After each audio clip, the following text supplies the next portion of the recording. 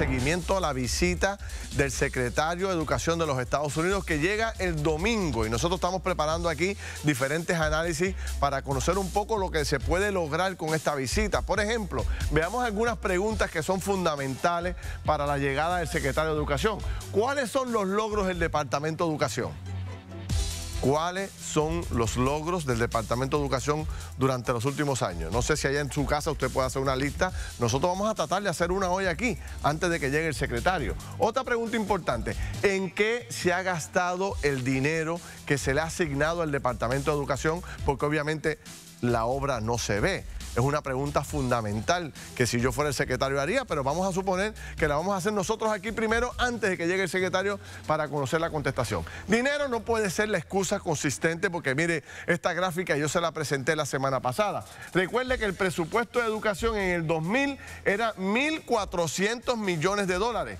10 años después, 20 años después, tiene 3.200 millones, tiene la mitad de las escuelas, una cuarta parte de los estudiantes, mucho menos responsabilidades, sin embargo tiene el doble del presupuesto que tenía hace 20 años. Por último, termino con unos datos importantes.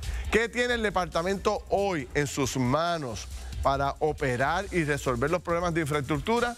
Tiene 3.800 millones de dólares para reparar las escuelas y súmele a eso 3.000 millones más de presupuesto. O sea, tiene 6.000 millones este año y el año que viene muchísimos más también, porque vienen más fondos federales, así que dinero no puede seguir siendo la excusa para no lograr la transformación educativa que necesitamos. ¿Cuán importante es esta visita? Que venga el secretario de Educación de los Estados Unidos a Puerto Rico. Importantísima. Yo creo que es una excelentísima oportunidad que tiene el personal del Departamento de Educación, el señor gobernador, para presentar la realidad que estamos teniendo en cada una de nuestras escuelas, porque son las personas que conocen, que tienen el control del presupuesto y de compartir ideas que sean proactivas en beneficio de nuestro sistema educativo, en beneficio de nuestros niños. Así que yo creo que no es ocasión de ocultar ni llevarlo a los mejores lugares, sino presentar la realidad que tenemos en cada uno de los lugares, porque entonces, ¿de qué manera pueden identificarla para que nos puedan ayudar? Nos leyó el pensamiento a todos.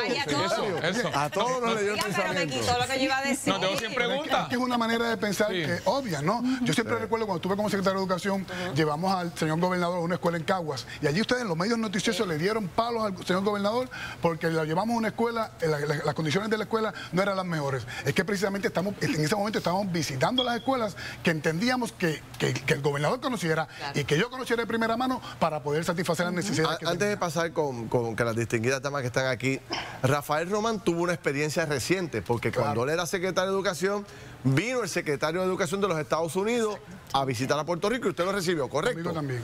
¿O usted también? Yo tuve esa oportunidad con Duncan, secretario. Ok. Secretario Román, cuénteme, ¿cómo estuvo esa experiencia? ¿Cuán importante fue esa experiencia? Muy importante. Obviamente la visita de un secretario federal a Puerto Rico es Se nos congeló ahí la señal del secretario. Usted me decía que recibió a Duncan aquí. Sí, yo tuve la oportunidad de recibir a Duncan aquí en nuestro gobierno, en nuestro sistema, pero verdaderamente muchas veces se pierden estas oportunidades porque queremos quizás mostrar una mejor cara, o la cara que realmente no es lo que predomina en nuestro sistema educativo, y yo creo que esa oportunidad debe ser bien aprovechada y presentarle la realidad que tenemos. Usted dirige una escuela. Sí. ¿Le encantaría que el secretario fuera a su escuela? Yo le invitaría a que asistiera. ¿Qué usted le pediría al secretario de Educación de los Estados Unidos si tuviera la oportunidad? ¿Qué es lo que le hace falta al sistema? ¿Qué apoyo federal es lo que realmente usted necesita para que se pueda mejorar la educación del país? Esa pregunta es bien importante, ¿verdad? Y voy a hablar por mí, pero también voy a representar a los directores de las escuelas. Muy bien. Primero estuve hablando con los panelistas que el director escolar debe comenzar a manejar el presupuesto de sus escuelas. O sea, esos millones que hablamos al principio, con lo poco que llega a las escuelas, no hace ningún sentido. ¿Cómo funciona hoy? Perdón, que dicho sea de paso, En el año 94, 95, 96 tuvimos la oportunidad de darle a las escuelas autonomía docente. Nosotros como yo fui director de la escuela, en ese entonces tenía autonomía fiscal, docente y administrativa. ¿Pero qué pasó? ¿Se eliminó eso? Bueno, en el año 2000 viene el cambio de gobierno y recogen esas iniciativas que estaban dando fruto y las vuelven a centralizar. ¿Cómo funciona hoy, directora? Ahí vamos. Nosotros tenemos un presupuesto a base cero. Nosotros empezamos desde cero. Pero ciertamente se nos limitan en las partidas. Yo soy una escuela superior. Yo tengo doble presupuesto. Tengo un presupuesto estatal y tengo un presupuesto federal porque yo tengo programas ocupacionales y tengo fondos Cardi Perkins. Pero las escuelas elementales, que ese nivel es el nivel peor atendido en nuestro sistema y debe ser el principal. Claro. No tiene dinero para comprar ni tan siquiera los materiales de esos maestros.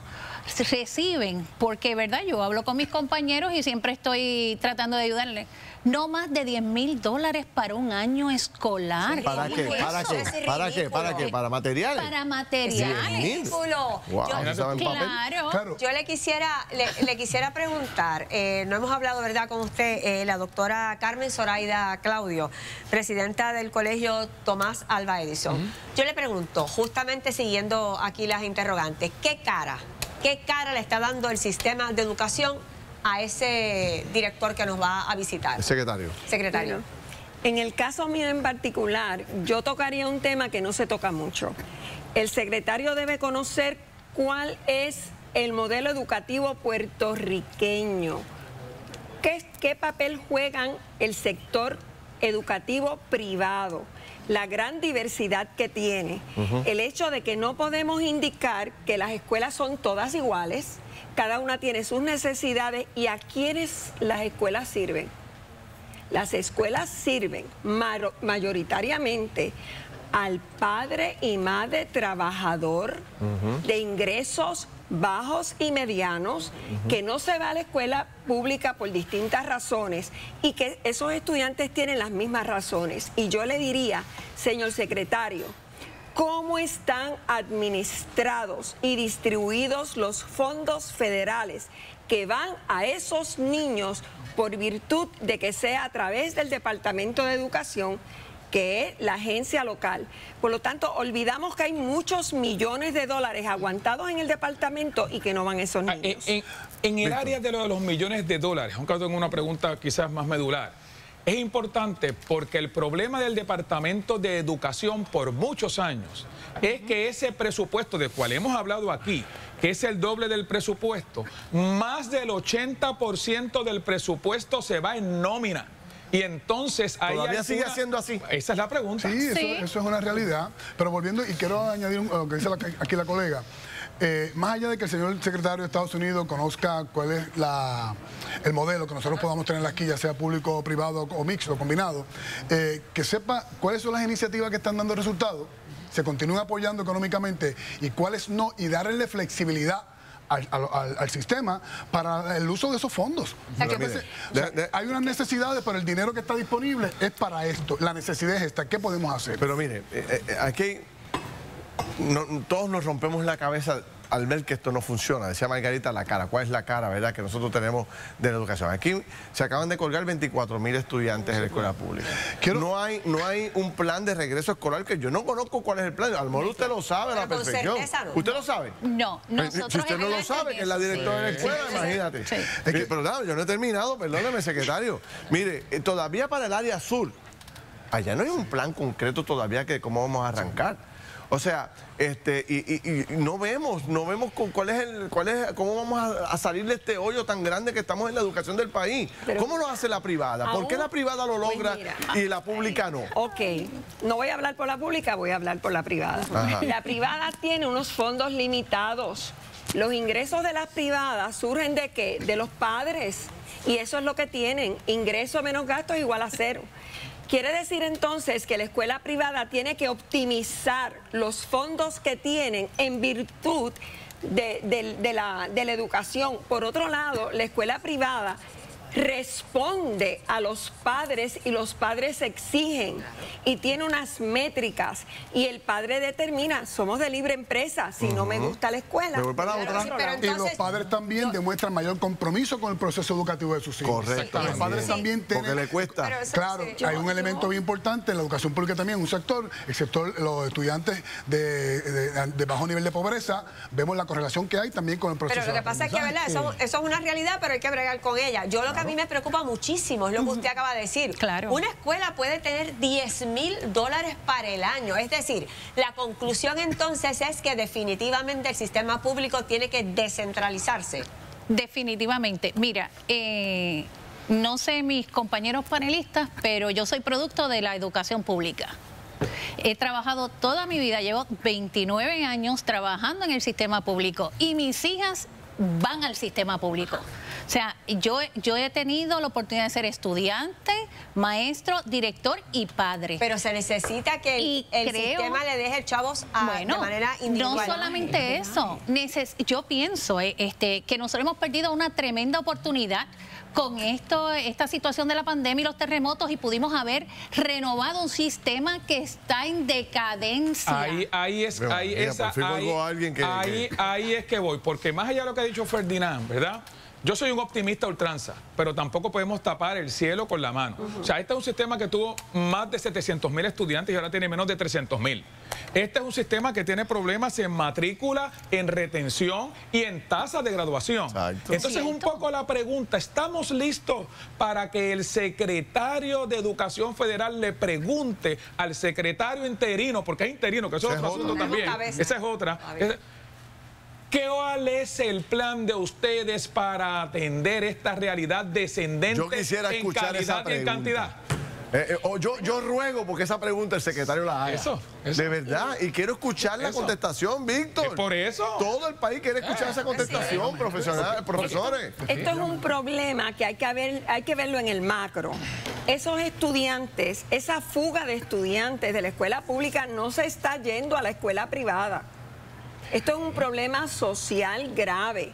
Y por otro lado, yo le diría al secretario, y estoy loca por ver si lo tengo al frente, le diría, señor secretario, ¿sabe usted los millones de dólares que se devuelven a su departamento porque no se distribuyen adecuadamente, señor secretario? Y los fondos Restart, usted sabe que las escuelas privadas no han recibido todavía fondos del huracán María y CARES, IANS, no. Entonces, ¿qué pasa? Que solamente sufrieron las escuelas públicas si las escuelas privadas son un sostén extraordinario. Secretario, concluyendo, porque se me está agotando el tiempo. Sí. Es inevitable, viene el domingo. Si usted tuviera una oportunidad con él, ¿de qué usted hablaría con él teniendo este acceso que tendría el domingo?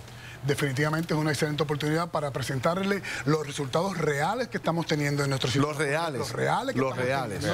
Las alternativas que entendemos que hay para atenderlo y solucionar el mismo y ver cuál va a ser su retroalimentación o feedback para ver de qué manera estamos alineados y cómo nos pueden ayudar a que se solucione el problema de aprovechamiento académico y sobre todo el rezago tan marcado que estamos teniendo en los últimos tiempos. Y quiero añadir algo rapidito, dice la compañera, el uso de los fondos asignados a las escuelas para la compra de materiales. Si bien es cierto que unas escuelas reciben pocos fondos para este propósito, que es de acuerdo a la matrícula, también es muy cierto que tenemos compañeros directores de escuelas que no los utilizan por no asumir la responsabilidad que eso conlleva. Yo recuerdo cuando estuve como secretario de Educación, cada reportero, pero ¿por qué la escuela no tiene fondo? ¿Por qué escuela no tiene fondo? Yo quiero saber qué escuelas no tienen fondo. Cuando hago el estudio, la cantidad de escuelas que estaban dejando perder los fondos por no llevar a cabo el proceso que se requiere, por no asumir la responsabilidad que eso implicaba. Incluso recuerdo una escuela de nivel superior que tenía $300,000 de fondos para materiales y equipos, porque los fondos federales se utilizaban para el personal y nunca los utilizaban. Posiblemente no están empoderados, no se les dio ese empoderamiento. ¿Qué les parece si los convoco para el secretario viene el domingo, va a estar hasta el martes? Cuando en ese periodo por ahí los vuelvo a convocar para analizar lo que pasó con esa visita y cuál es el resultado. Gracias.